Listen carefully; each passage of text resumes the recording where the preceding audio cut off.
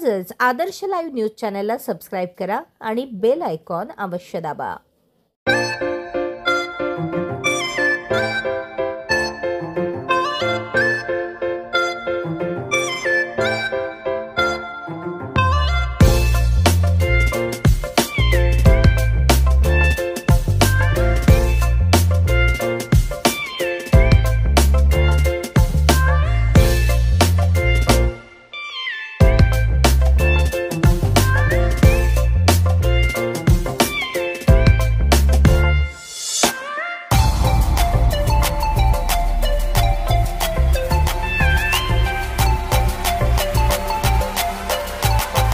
डेची सगळ्यांना हार्दिक शुभेच्छा।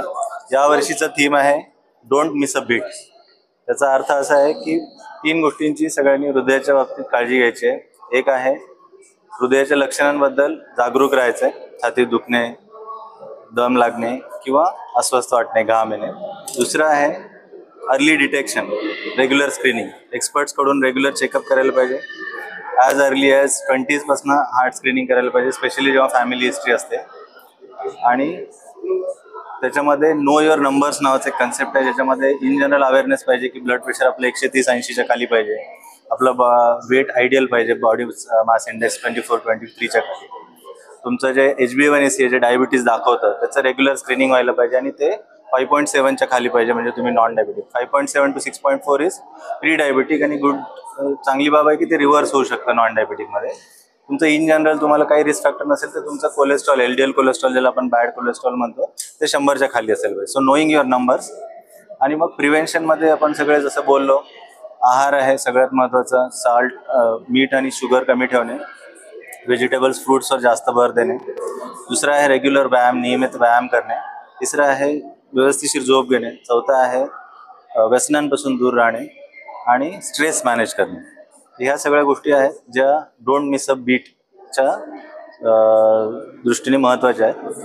व्हाईट लोटस हॉस्पिटलमध्ये एकदम स्टेट ऑफ आर्ट इन्फ्रास्ट्रक्चर आहे आणि one of the best team of experts आहे हार्ट टीम, जे कुठल्याही प्रकारच्या हार्टच्या आजारासाठी, अँजिओप्लास्टी असो, काही डिव्हाइस प्रोसिजर असो, टावी असो, मिनिमली इन्व्हेसिव्ह कार्डियक सर्जरी असो, रिपेअर्स असो, हे सगळं करण्यासाठी सक्षम आहेत, इन्फ्रास्ट्रक्चर वाईज आणि टीम एक्सपर्टीज वाईज। खूप चांगले अनेस्थेशियोलॉजिस्ट डॉक्टर आहेत, इंटेन्सिव्ह केअर डॉक्टर आहेत। टीम एक one of the best team आपण म्हणू शकतो, ती अवेलेबल आहे आणि ह्या सगळ्या प्रकारच्या ॲडव्हान्स सोयी आपण इकडे उपलब्ध केली आहे। मोठ्या प्रमाणात हृदयविकाराचा प्रमाण जास्त वाढतं, त्याच्यामुळे कशामुळे जास्त प्रमाण जास्त त्याला लाईफस्टाईल डिसीज म्हणतात। आजकालचा जो दिनक्रम आहे, स्ट्रेस आहे, मेन तो फॅक्टर आहे। आहार आहे, जसं सगळ्या डॉक्टरांनी बोलले, जंक फूड, प्रोसेस फूड, मैदा, मीठ, साखर याचं प्रमाण खाण्यामध्ये, कोल्ड्रिंक्स वाढलेलं आहे, त्या गोष्टी हृदयाच्या आजारासाठी कारणीभूत आहे।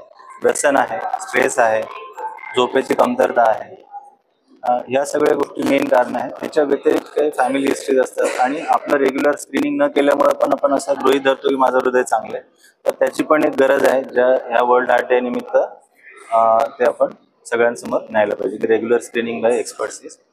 या सगळ्याकडे आणि बदलणारी लाईफस्टाईल काय सांगतो? अगदी महत्त्वाचा प्रश्न आहे। आय थिंक वर्ल्ड हार्ट डेच्या निमित्त आमचं कर्तव्य बनतं। मी व्हाईट लोटस इंटरनॅशनल हॉस्पिटलच्या परिवाराचा एक भाग आहे आणि खूप गर्वाने सांगतो की आमचा हाच प्रयत्न आहे की लोकांची हृदयाची तब्येत आपल्याला कशी सुधारता येईल ह्याच्यातर्फे फोकस आहे। हल्ली तरुणावयामध्ये पण heart blockages, heart attacks, cardiac arrest आणि सडन कार्डियक डेथ ह्याचा प्रकोप आहे। तर माझी नम्र विनंती आहे सगळ्या जेन झेड लोकांना, तुमच्या लाईफस्टाईलकडे परत एकदा पहा आणि सुधारा।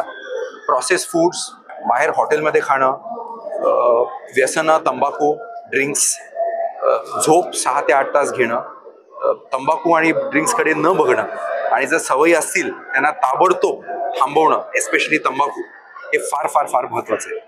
पाणी भरपूर पिणं, कॉफी आणि कोक कमी पिणं, झोप घेणं, रोज 1 तास ब्रिस्क वॉकिंग किंवा स्विमिंग किंवा पोहणे किंवा सायकलिंग किंवा ट्रेडमिलचे लाभ घेणं, ॲक्टिव्हिटी करणं, सॅलड, फळं, भाज्या, नैसर्गिक गोष्टी, चांगलं तेल, चांगलं मीठ।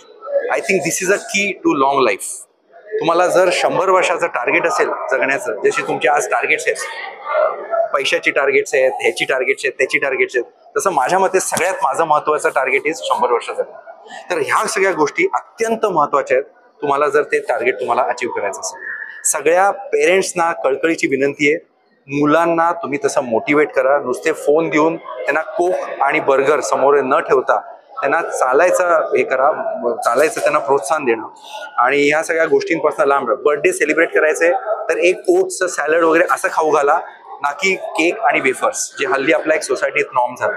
I think charity begins at home आणि ह्या वयापासूनच मुलांपासूनच आपली इन्व्हेस्टमेंट आहे आणि ह्या वया गटाला आपल्याला टार्गेट करणं फार महत्त्वाचं आहे. सर, तरुण लोकांमध्ये जास्त हा प्रभाव दिसतोय आणि नेमकं हार्ट अटॅक येतोय की ऍसिडिटीचं एक कारण आता समोर येतं, नेमकं कसं बघितलं पाहिजे काळजी? सो ॲसिडिटी हा एक फार एक दुय्यम सिम्पटम आहे. म्हणजे हा कधी कधी पोटाचा ॲसिडिटीच असते किंवा कधी कधी हार्ट अटॅकही असू शकतो. आता दुर्दैवाची गोष्ट आहे, काही महिन्यापूर्वी एक मुलाला ॲसिडिटी होत होती, स्वतः ड्राईव्ह करून आला आणि त्यांनी का टू व्हीलर ठोकला, टू व्हीलरच्या माणसाचा मृत्यू झाला. हा माणूस आला आमच्याकडे, आम्ही त्याला ट्रीट केला, आम्ही त्याला जगवलं आणि त्याला दुसरं आयुष्य दिलं. त्याला 1 आठवड्यापासून ॲसिडिटी होती आणि म्हणून त्याला ॲसिडिटीचं औषधं चालू होतं. म्हणून महत्त्वाचं काय आहे, तुम्हाला जर ॲसिडिटी होत असेल, जर मी फास्ट चालतो आणि मला ॲसिडिटी होते आणि बसलं की मला बरं वाटतंय, हा एक रेड फ्लॅग सिम्पटम म्हणतो. खाल्लं की पोटात जळजळ होणं may not be a red flag symptom, but चालताना जर तुम्हाला ॲसिडिटी सारखे सिम्पटम्स असतील तर ते फार महत्त्वाचे आहेत.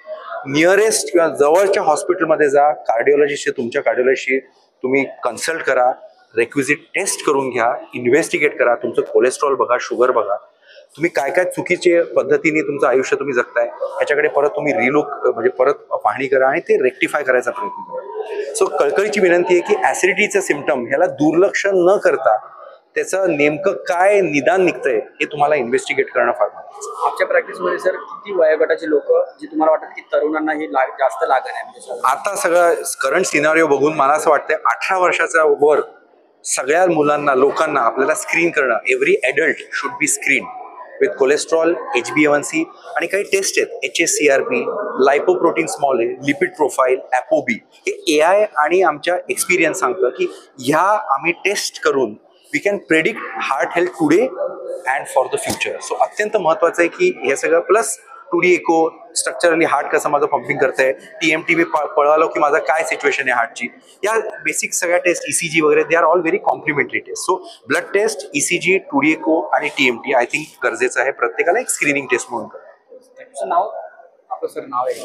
मी डॉक्टर अनुज अनिरुद्ध साठे, एक DM cardiologist at white lotus international hospital, Kalamb. तुमचा प्रत्येक इव्हेंट आता थेट लाईव्ह यूट्यूब आणि फेसबुकवर आदर्श लाईव्ह न्यूजला संपर्क करा आणि तुमचा कार्यक्रम पोहोचवा हजारो लोकांपर्यंत. संपर्क अक्षय कांबळे 96 19 88 00 95 आणि 96 53 11 95 23.